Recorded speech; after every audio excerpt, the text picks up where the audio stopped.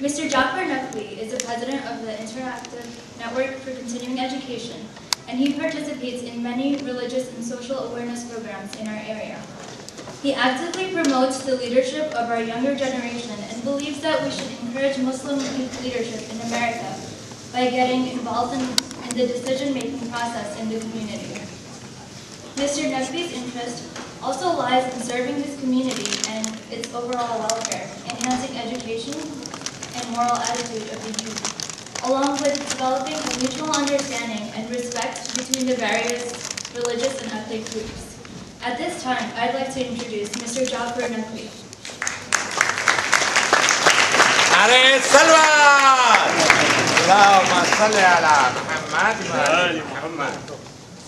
Ladies and gentlemen, first of all, you all yourself deserve a great round of applause for being one of the best participants that I've seen in a program like this. So give yourself a round of applause. There is going to be a very short question and answer session, so please don't leave right now. We're going to have a question and answer session. So can I please request the speakers, please join me on the podium. Leslie, Amar.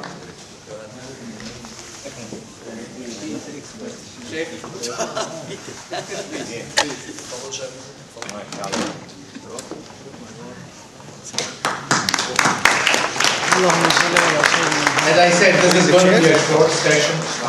We had said till 6 o'clock, so let's try to wrap this up by 6 o'clock. But what I want to do is, I am supposed to deliver the thank you. I think that before I do, on behalf of the Prophet's Day Committee, I think that the Prophet's Day Committee team, headed by Miraj and Mustafa Abadi, also deserves a very big round of applause. So please join me.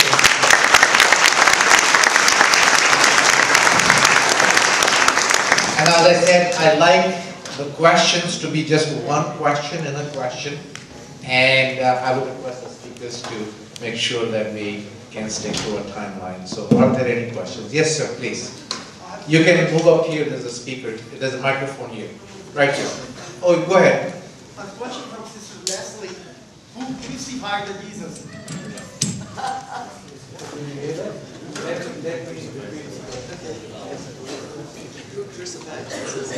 The question is, who crucified Jesus? Do you want the literal answer?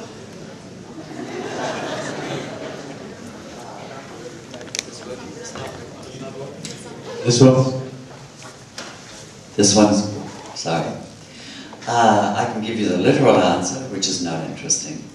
I can give you the Christian answer, which is that we all crucified Jesus. I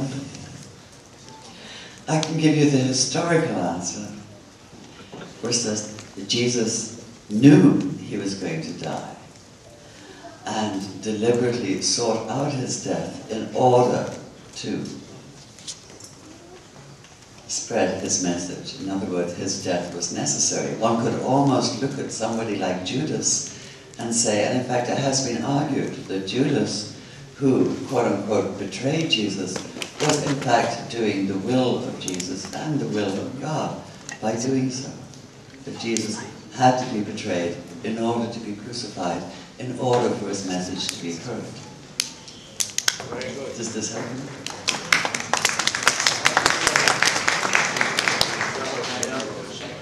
This question is, I think, yeah, that's not working.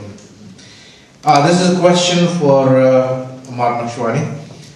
Why some Muslims consider Prophet Muhammad to be like themselves, and why infallibility of our Prophet is crucial? Amar.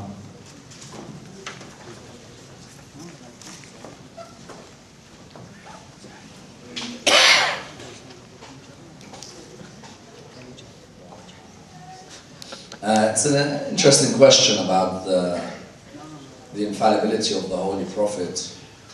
Naturally, we find Allah subhanahu wa ta'ala chooses amongst His servants those people who are able to guide mankind. And it is vital that these people do not have any black dots on their resume.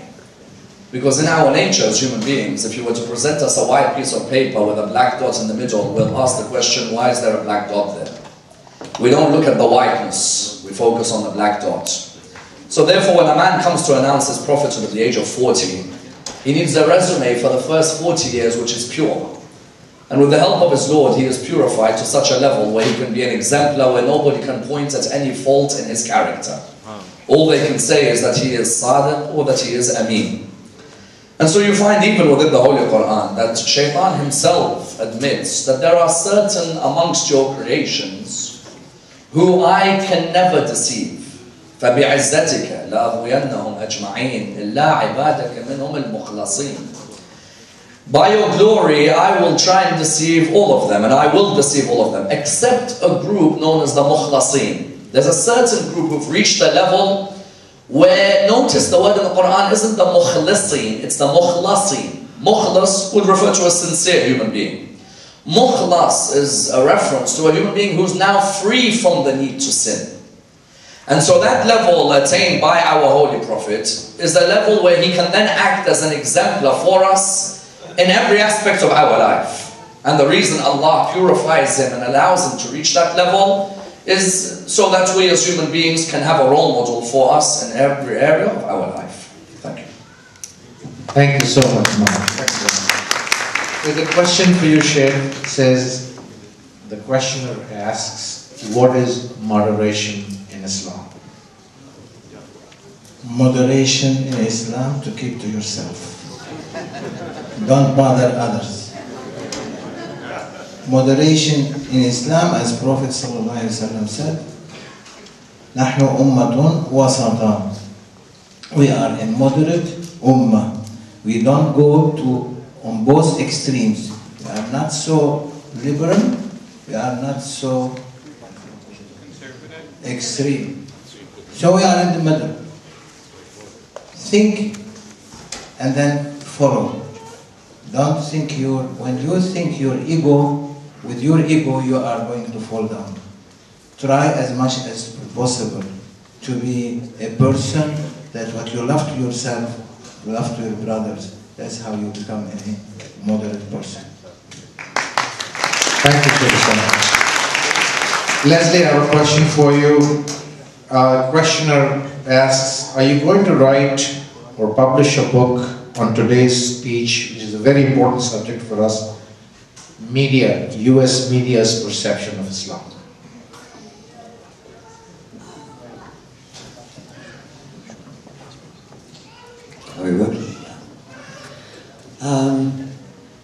Actually, the next thing I want to write is, I want to write an article about, excuse me, about the experience of trying to read the Quran the way I have been for the last several weeks.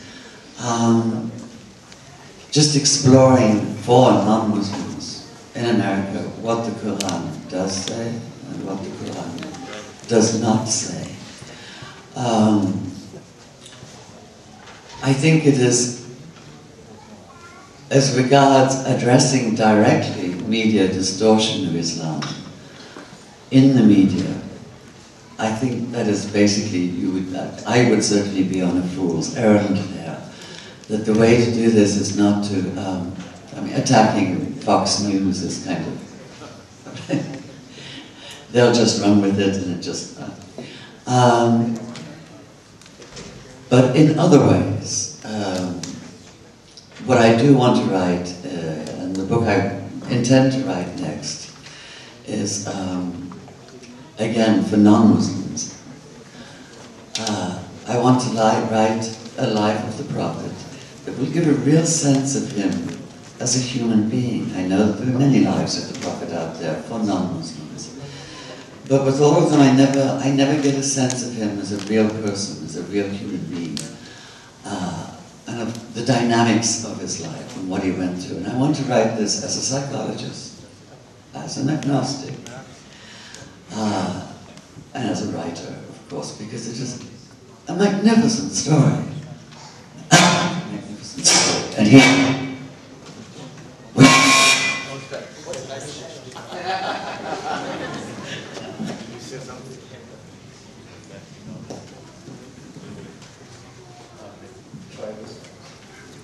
Next question is a very, very interesting one. It does not have who it is addressed to.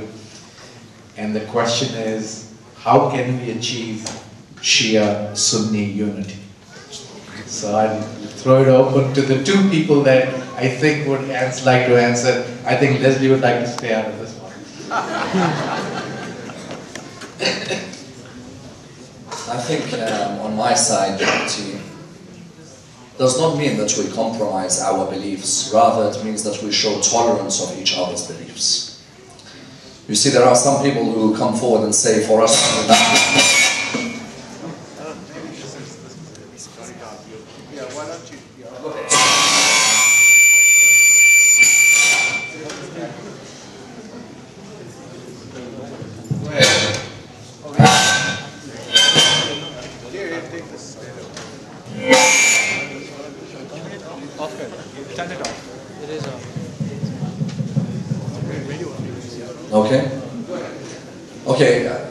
some people believe that for Shia and Sunni to unite, that the controversial areas in our discussions or the controversial areas in our history, we should not discuss because it might bring friction. On the contrary, I believe that those areas should be discussed, but they should be discussed in a manner where you are, number one, tolerant of the other side of the story, and number two, you show the respect to the other side in the way you'd want them to respect your personalities.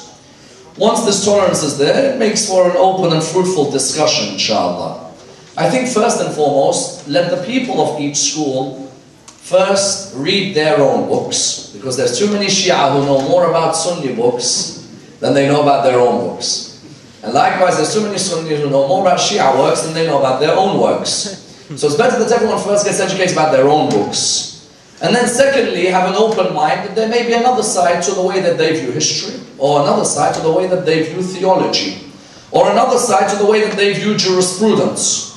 If you look at some of the greatest figures in Islamic jurisprudence, for example, who are today either seen as Shia figures with a label or Sunni figures, all of them studied in that same era, be it Imam al-Sadiq, Imam Abu Hanifa, Imam Malik, and then later, Imam al-Shafi'i, Imam Ahmad bin Hanbal. That period was a fruitful period of discussion between scholars on jurisprudential issues.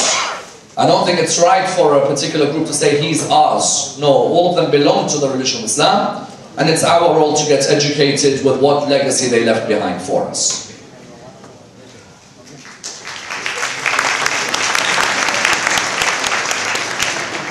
I say it's very simple. We are one tree. The trunk we are taking from the heart of Prophet ﷺ is the trunk of the religion, and the branches and the leaves are different fruits. You can learn from everyone, and you can work with everyone. This is our duty, and this is our responsibility.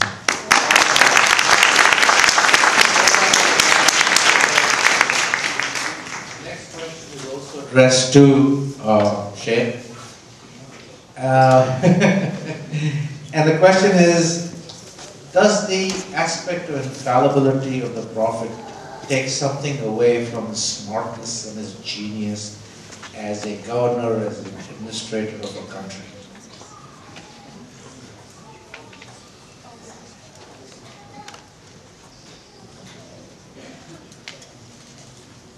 No, for sure no. Because the asma that Prophet ﷺ carried, like every other prophet, carries that infallibility. It does not take the power of a governor, but it will give more power to govern as a leader, to do things. And I believe that the infallibility of Prophet not came when he became a messenger, but it was with him since his birth. That's what made him great and made everything easy, because as Ammar just said, Sheikh Ammar, inshallah, become a Sheikh, professor, as just he said that, what he said, I forgot. Came to my mind. No, he said something important. In any case, the the reality of Sayyidina Muhammad alayhi afdalus salatu was salam, having the reality that came with him, gave him from the moment he was born, as we believe, he was concerned about the ummah, and he was, they were calling him Al-Amin Al-Masduq, Al-Sadiq Al-Masduq. So the trustworthy and Al-Amin. He showed them that he was for 40 years Amin, and he was Sadiq. He was trustworthy in whatever he was saying. So Asma gave him power, gave him to be higher in the way of he acting and the way he's behaving in his community. Leslie, you want to take this next question? This is a very, very interesting question. It says, do not delve upon the wonderful experience and knowledge and expertise and PhD and all of this that you've gained. You as a person, do you think our God, I guess it is from a Muslim, our God is different than your God? Somebody really asked that?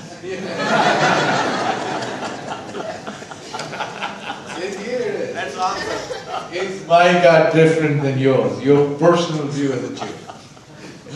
She answered already. As a Jew, I can't even answer.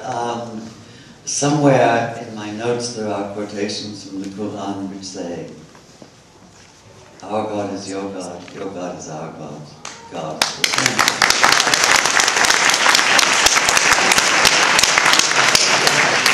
Sheikh Ammar Naqshbani, perspective, Sheikh Ammar Naqshbani, what was the purpose of making fun of the Holy Prophet in Europe?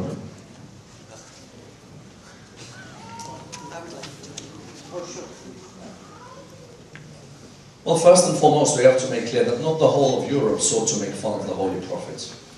So we don't want to generalize that all of European society is anti the Holy Prophet. On the contrary, there are certain parts of European society which have worked hard to bring good relations between Muslims and others in that society. But it seems that the ones which have sought to make fun of the Holy Prophet have come in the aftermath of possible personal grievances after certain attacks on their people or attacks on their country. Imam Ali ibn Abi Talib used to say, our enemies aren't the Jews and the Christians, our enemies our own ignorance. Sometimes we as Muslims have certain acts or certain behaviors which are going to bring a barrage of attack back on us. So when a person comes to attack the Holy Prophet, sometimes we have to watch what type of actions are we bringing, what type of rhetoric are we coming out with. We may say that those people aren't our type of Muslims, yet the reality is they're the ones who come at the forefront of the media. And so when you see somebody at the forefront of the media who attacks a non-Muslim, then you're going to find certain people who in ignorance are going to attack their leader. That's number one. I think number two, it raises an important issue, which is this. When these people attacked the Holy Prophet, they said, when we were angered, they said that it's freedom of speech. The irony is that there doesn't seem to be much freedom of speech when you discuss the Holocaust as an example.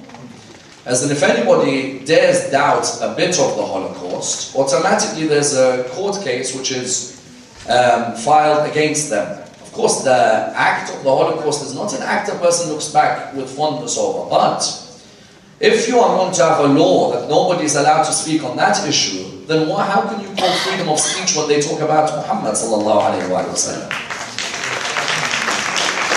So there's an important point we have to make. There's a difference between freedom of speech and the freedom to offend. You want to debate our Prophet and his prophethood, we don't have a problem.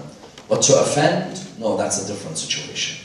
And I think those are part of the reasons which were associated with what happened.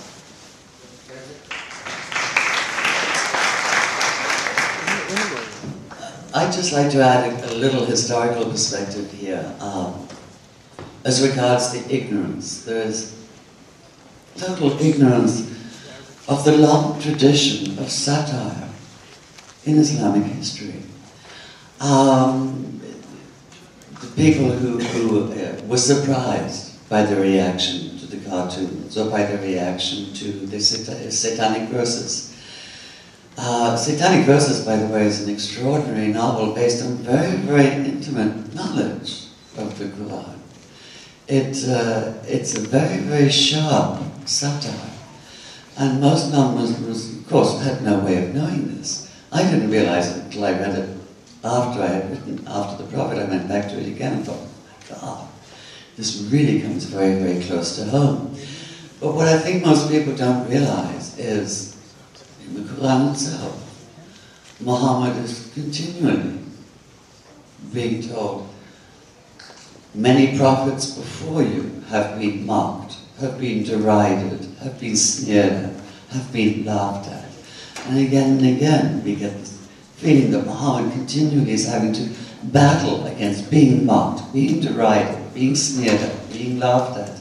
So it's there, right there in the Quran, this use of satire as a weapon. And in fact, if you go back to the early histories, you can see the most amazing thing. I mean, most people know, well, not most people, but some more literarily minded non-Muslims know about the tradition of Arabic poetry and odes, but they don't realize the other half of traditional Arabic poetry, which was satires. And that when two armies faced each other, I mean, this is the most amazing thing, first they would send in the poets.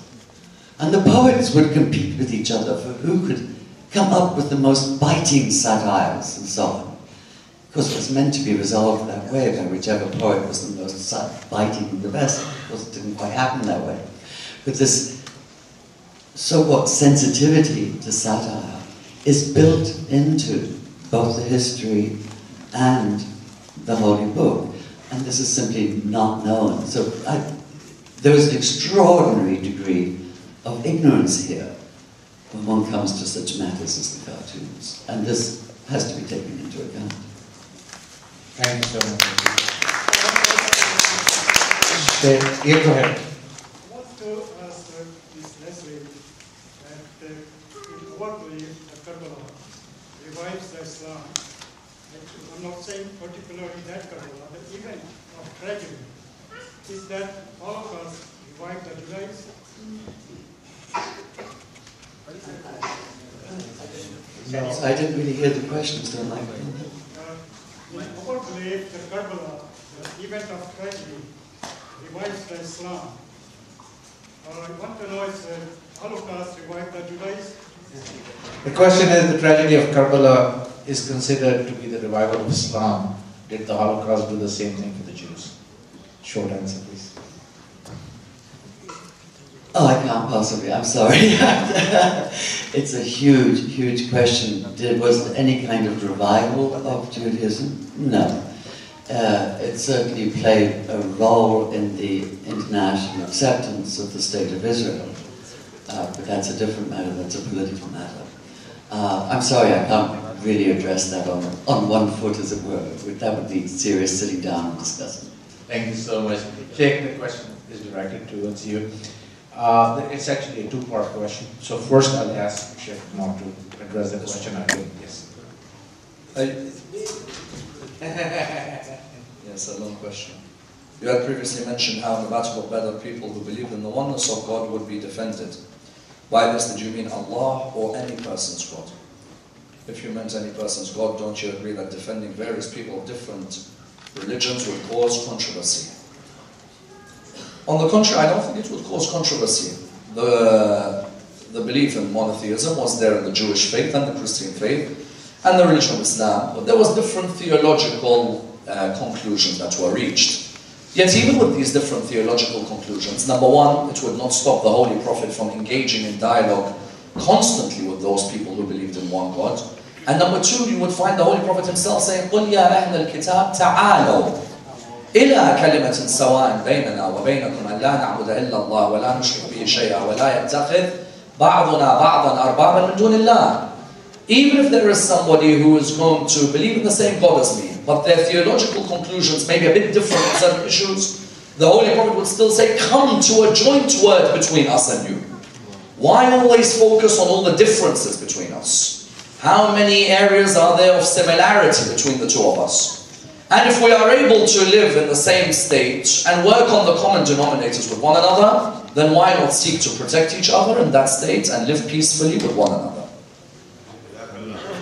Thank you so much. Sheikh, there's a very important question. Personally, I think it's a very important question, but there's a question before that.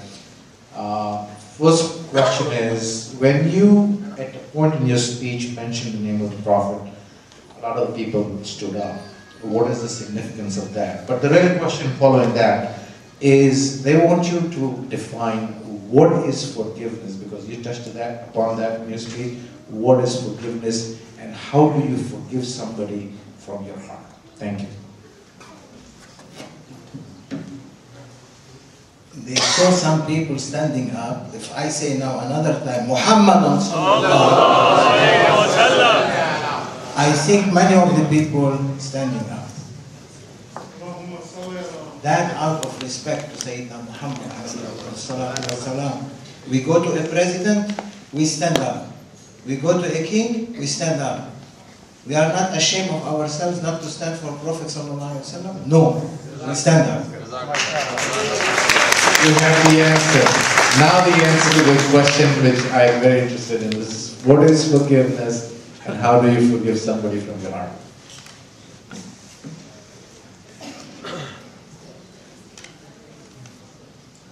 Forgiveness, to forgive is the most difficult. If you are being hurt and come and have the power to punish, is to forgive is very difficult. And I take the example of Sayyidina Hussein alayhi salam in the fight of Karbala, that when he asked for water for his son Ali al-Azhar when he was 7 months of age, and he was not being given water, and he died. And when he was asking for more things for his family at that time, they were refusing, until many of them died. What he said to Yazid people, he said that in the day of judgment, you are going to stand in front of Prophet sallallahu alaihi wasallam, and that Prophet has the power for punishment. And what do you think he is going to do with you? Forgiveness or no forgiveness? The greatness of a leader is to forgive when he can punish. So Sayyidina Muhammad sallallahu alaihi wasallam, at any moment, he wants to forgive, will forgive, because his forgiveness comes from Allah's forgiveness. And Allah subhanahu wa ta'ala said, قل يا عبادي الذين أسرفوا على أنفسهم لا تقنطوا من رحمة الله إن الله يغفر الذنوب جميعا إنه هو الغفور الرحيم. Oh, say, Ya Muhammad, say to your ummah that don't lose hope of Allah's forgiveness. Allah will forgive at any time, but come repent. So our duty is to follow what Allah is saying, to forgive when we are able to punish. That is the most high level of forgiveness.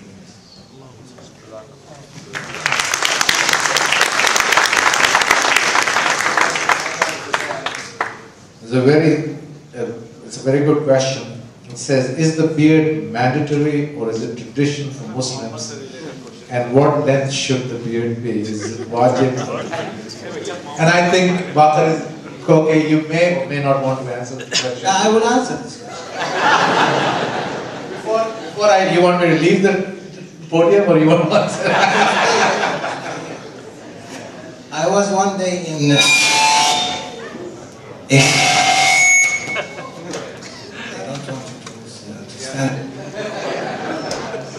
I was in Kaaba, sitting and watching, watching the Kaaba is ibadah. And one of these Amr bil Ma'ruf wa Nahy an Munkar coming to me.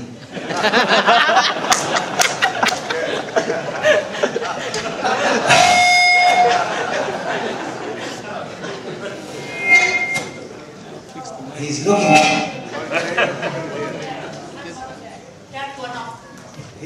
at me and saying, Yash, you are an example for everyone here. Why you have long beard? Islamically, it is one couple, one hand is still here. So why you have it long? I didn't answer. He went, but he was very angry. He saw me next day, and he said, "Ya Sheikh, I want to ask you this question another time. why you have a long beard? I said, look, Prophet ﷺ said, حفوا الشوارب وعفوا عن اللحى. Rub the mustache and let the beard, leave the beard alone. Prophet ﷺ, Allah gave him that divinely feature. When his beard was coming to one hand, it break by itself and drop. So he never put a scissor on his beard. So for me, I understand that either you can make it one hand, or you can leave it. Since my wife like it long.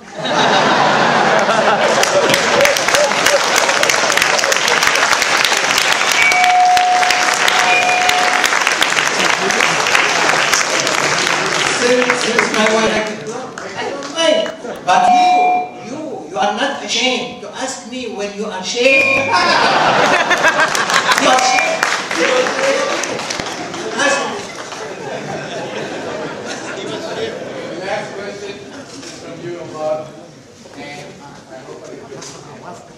The last question is for Mark, and are you going to write a book soon? Because everybody wants to have what you have said so eloquently seen in a book. Inshallah, if Allah, grants us the opportunity. It's not good.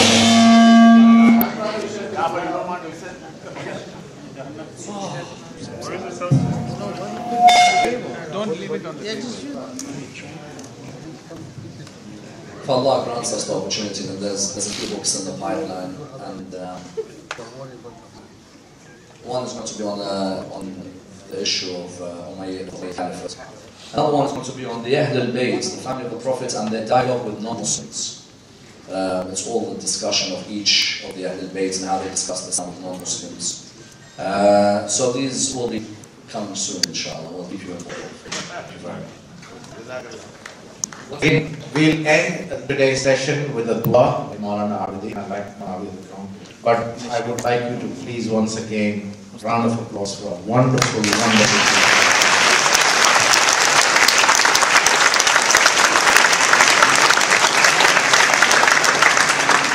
And lastly, but not the least, thank each and every one of you for being prompt, for being on time, and being such a wonderful and great audience. Thank you so very much. Bismillahirrahmanirrahim. Ya imadallah imada lahu, wa ya dhukramallah dhukra lahu, wa ya sanadamallah sanada lahu, wa ya hirdamallah hirda lahu, wa ya ghayasamallah ghayasa lahu, wa ya kandamallah kanda lahu, wa ya aidamallah aida lahu. Ya karim al-afwi, ya hasan al-tayabudi, ya unad dafai, ya kanda al-faqara, ya adim al-raja, ya munqidh al-gharqa, ya munji al-halaka, ya muhsinu, ya mujmilu, ya mun'imu, ya mufdilu anta alladhi sajadaka sabadu al-layli wa nuru al-nahari wa dawu al-qamari wa shu'a'u al-shamsi wa hafifu al-shajari wa dawiyu al-ma. Ya Allahu, ya Allahu, ya Allah, la ilaha illa anta wahdaka la sharika laka, ya Rabbahu, ya Allah. Salli ala Muhammadin wa ali Muhammadin wa afal minna ma anta ahlu. Allahumma salli ala Muhammadin wa ali Muhammad. Allahumma inni as'aluka bihaqqi Muhammadin wa antal mahmud, wa bihaqqi aliyin wa antal ala, wa bihaqqi Fatimata wa anta fatir as-samawati wal ard, wa bihaqqi al-Hasan wa antal muhsin, wa bihaqqi al-Husayn wa anta qadim al-ihsan, wa bihaqqi al-a'immati at-tisati at-tahirin min dhurriyyati al-Husayn alayhi salam wa rahmatullahi wa barakatuh. परवरदिगार बिहक़ मोहम्मद वाले मोहम्मद हमारी इस महफिल को कबूल फरमा, इस ज़िक्र को कबूल फरमा, हाज़िरीन बज़्म को अपने हिफ्ज़ व अमान में जगह इनायत फरमा। परवरदिगार इस जहान में अमन व अमान को कायम फरमा, दहशतगर्दों को नीस्त व नाबूद फरमा, दहशतगर्दी को ख़त्म फरमा। परवरदिगार परचम इस्लाम को सरबुलंद फरमा, परचम कुफ्र निफ़ाक़ को सरनगू फरमा, वारिस आले मोहम्मद के ज़ुहूर में ताजील फरमा, उनके आवान व अंसार में हम सबका शुमार फरमा, बुजुर्गान दीन की हिफाजत फरमा। रब्बना तक़ब्बल मिन्ना इन्नका अंतस समीउल अलीम। अस्सलामु अलैकुम जमीअन व रहमतुल्लाहि व बरकातुहू।